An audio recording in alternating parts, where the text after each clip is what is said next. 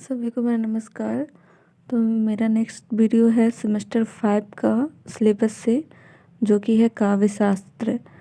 काव्य शास्त्र में हमारा इकाई 1 में पढ़ना है काव्य शास्त्र की काव्य शास्त्र में काव्य लक्षण, काव्य प्रयोजन और शब्द शक्ति। तो पहले हम देखेंगे काव्य लक्षण क्या है। तो चलिए पहले देखते हैं काव्य लक्षण की परिभाषा। बिल्कुल मैं अपने शब्दों में समझाऊंगी। तो चलिए शुरू करते हैं। काव्य की परिभाषा मीन काव्य लक्षण की परिभाषा। पहला इसका परिभाषा है, पदात्मक रचना को हम काव्य कहते हैं। मीन जो पद में लिखा हुआ रहता है उस टाइप की रचना को हम काव्य कहते हैं। अर्थात कवि के द्वारा रचित रचना को काव्य कहा जाता है। और क्या, कवि के द्वारा जो रचित रचना होती है उसे काव्य कहते हैं। और दूसरा परिभाषा है, जो कवि कविता रचना करता है और अच्छा कर्म करता है उसे काव्य कहते हैं। बिल्कुल सरल भाषा में है। फिर तीसरा है, आत्मा को अनुभूति काव्य है। आत्मा के अनुभूति काव्य है। फिर है चौथा, अगर भारतीय शास्त्र में देखेंगे तो काव्य शब्द का प्रयोग प्राचीन काल से चला आ रहा है। क्या बोला जा रहा है कि अगर भारतीय शास्त्र में, मतलब हमारा अपना इंडियन शास्त्र में देखेंगे तो काव्य का जो शब्द का प्रयोग है वो कब से, प्राचीन काल से ही चला आ रहा है। अब नेक्स्ट देखते हैं, काव्य लक्षण को 3 धारा में बांटा गया है। क्या काव्य लक्षण को कितने धारा में बांटा गया है, ये ऑब्जेक्टिव में भी आपको पूछ सकता है कि काव्य लक्षण को कितने धारों में बांटा गया है। तो 3 धारा में। कौन कौन सी धारा है?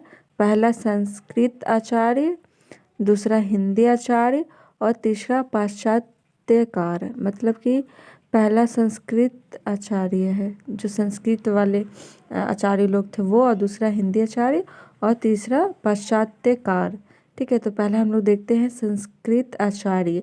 इसमें जो आचार्य लोग आते हैं वो है पहला भामा, जिनके अनुसार काव्य लक्षण की परिभाषा समझ लीजिए। ये कहते हैं शब्दार्थोक्त सहितो काव्यम, मतलब कि अर्थात शब्द और अर्थ से मुक्त रचना हो काव्य है। रचना हो काव्य है। भामा जी है वो अपने अनुसार काव्य लक्षण की परिभाषा दे रहे हैं कि शब्दार्थ सहितो काव्यम। इसका मतलब हुआ कि अर्थात शब्द और अर्थ से युक्त रचना ही काव्य है। क्या है? शब्द और अर्थ से जो युक्त है, मतलब जुड़ा हुआ है, वही रचना काव्य है। फिर दूसरा देखते हैं, आचार्य जगन्नाथ दास। ठीक है, जगन्नाथ दास। तो इनके अनुसार क्या है कि रमणीयार्थ प्रतिपादक शब्दा काव्यम, मतलब इसका हिंदी मतलब हुआ रमणीय अर्थ का प्रतिपादन करने वाला शब्द समूह हो ही काव्य है। आचार्य जगन्नाथ दास जी की रमणीय अर्थ का प्रतिपादन करने वाला शब्द समूह ही काव्य है। फिर है वो और बोले हैं कि शब्द के आधार पर रमणीयता देखने को मिलता है, मतलब शब्द के आधार पर ही रमणीयता देखने को मिलता है। नेक्स्ट देखेंगे। नेक्स्ट है आचार्य विश्वनाथ जी। ठीक है, इसके अनुसार है, साहित्य दर्पण में आचार्य विश्वनाथ ने काव्य को रसात्मक काव्य माना है। क्या है कि साहित्य दर्पण में आचार्य विश्वनाथ जी है वो काव्य को रसात्मक काव्य माना है। वाक्य रसात्मक काव्यम ये बोले हैं। पहला, अर्थात जिस काव्य में हमें रस मिलता है उसे काव्य कहते हैं। क्या बोल रहे हैं आचार्य विश्वनाथ जी ने? बिल्कुल सरल भाषा में है कि जिस काव्य में हमें रस मिलता है, मतलब रस समझ लीजिए अपना लैंग्वेज में कि इंटरेस्ट मिलता है, उसे काव्य कहते हैं। दूसरा है, रसात्मक काव्य को ही हम काव्य कहते हैं। रसात्मक काव्य को ही हम काव्य कहते हैं या काव्य लक्षण कहते हैं, आप वही समझ लीजिए। फिर है आचार्य रुद्र, ये बोलते हैं कि काव्यालंकार के प्रमुख रुद्रट है।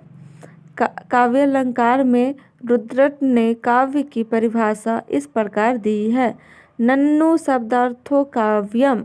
ठीक है, वे शब्द और अर्थ के संबंध को ही काव्य मानते हैं। वे शब्द और अर्थ के संबंध को ही काव्य मानते हैं तो उसमें शब्द भी हो और अर्थ भी हो, उसी को काव्य मानते हैं। फिर है दंडी आचार्य के अनुसार कि इष्टार्थ व्यर्चना पदावली, मतलब अर्थात इष्ट अर्थ को अभिव्यक्त करने वाली पदावली। फिर है आनंदवर्धन, इनके अनुसार है आनंदवर्धन ध्वनि संप्रदाय के जनक माने जाते हैं। क्या है कि आनंदवर्धन ध्वनि संप्रदाय के जनक माने जाते हैं। आनंदवर्धन के अनुसार काव्य की आत्मा ध्वनि और शब्दार्थ शरीर है। क्या बोल रहे हैं? उनके अनुसार काव्य की आत्मा ध्वनि है और शब्दार्थ शरीर है। ठीक है, जो काव्य की जो आत्मा है वो क्या है? ध्वनि है, ध्वनि, और जो शब्दार्थ है वो उनकी शरीर है। फिर है काव्य से आत्मा ध्वनि, उनके अनुसार संस्कृत लैंग्वेज में। फिर है शब्दार्थ शरीर ताउत काव्यम, अर्थात शब्द के द्वारा ध्वनि उत्पन्न होती है उसे काव्य कहते हैं। जो शब्द के द्वारा ध्वनि उत्पन्न होती है उसे काव्य लक्षण कहते हैं। चलिए अब हम नेक्स्ट देखेंगे हिंदी आचार्य। हम लोग पहले सांस्कृतिक आचार्य का देख लिए, उनमें से कौन कौन आचार्य काव्य लक्षण के क्या क्या परिभाषा दिए हैं कि, और अब देखते हैं हिंदी आचार्य के द्वारा। तो पहला हमारा आता है केशव दास जी के द्वारा। तो ये कहते हैं दोष रहित गुण सहित अलंकार युक्त रसमयी रचना ही काव्य है। ठीक है, ये कहते हैं केशव दास जी, जो दोष रहित हो, गुण सहित हो, अलंकार युक्त और रसमयी रचना हो ही काव्य है। उसके बाद आता है हमारा देव, इनके द्वारा है शब्द सुमति मुख ते कदे ले पद वचननी अर्थ बंद भाव भूषण सरस सो कही काव्य समर्थ। मतलब कि हिंदी भाषा में, अपना भाषा में समझते हैं कि जिस काव्य में अर्थ हो, छंद भी हो और उस काव्य को पढ़ते वक्त उससे भाव भी निकलने, वह काव्य सरल भी होना चाहिए, उस काव्य को वह समर्थ मानते हैं। ये किनके अनुसार है? देव जी के द्वारा, कि जिस काव्य में अर्थ भी हो, छंद भी हो और उसे पढ़ने वक्त उसका भाव भी उत्पन्न हो और सरल भी होना चाहिए, उस काव्य को वो काव्य लक्षण मानते हैं। फिर है हमारा डॉक्टर श्याम सुंदर दास जी के द्वारा, जिस पद में संगीत कला की छाया अधिक स्पष्ट और प्रभावशाली दिखाई पड़ती है उसे हम काव्य कहते हैं। क्या बोल रहे हैं डॉक्टर श्याम सुंदर दास जी? कि जिस पद में संगीत कला की छाया अधिक हो, स्पष्ट और प्रभावशाली दिखाई पड़ती है उसे हम काव्य कहते हैं। अब चौथा आता है जयशंकर प्रसाद जी के द्वारा, काव्य आत्मा की संकलात्मक अनुभूति है। क्या बोल रहे? काव्य आत्मा की संकलात्मक अनुभूति है जिसका संबंध विश्लेषण, विकल्प या विवाद से नहीं है। वह एक श्रेयमयी प्रेम रचनात्मक नाम धारा है।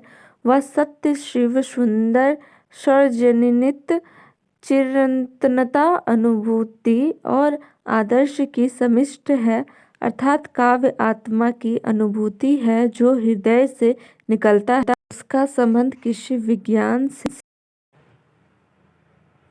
अब नेक्स्ट देखेंगे क्या है? से नहीं बल्कि उसका संबंध प्रेम से है, इसलिए काव्य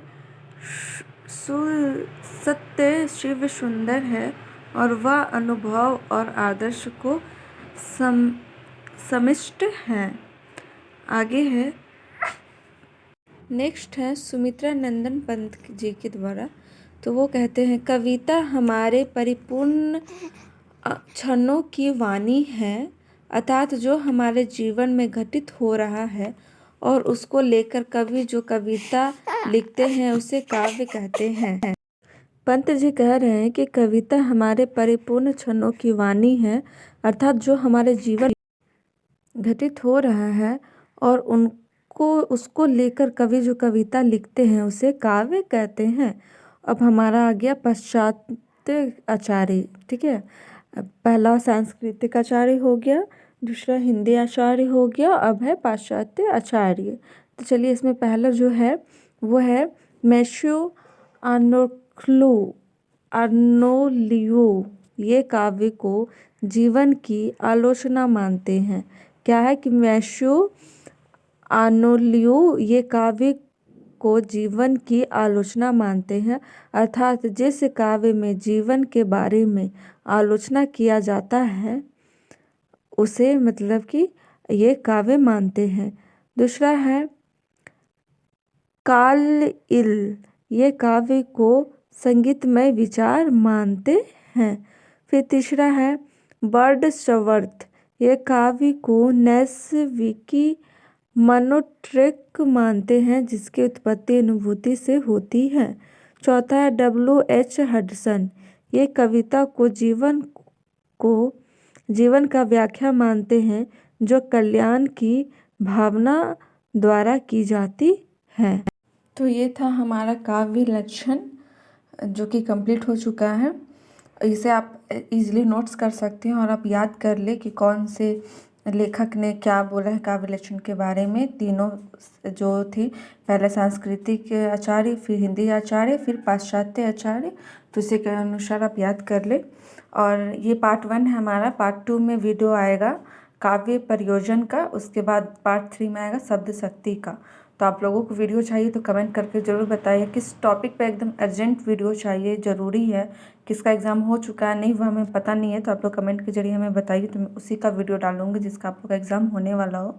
जो हो चुका होगा उसको डालकर तो अभी फ़ायदा नहीं होने वाला, मैं बाद में डाल दूँगी ताकि पीछे वाले स्टूडेंट लोग को हेल्प हो सके।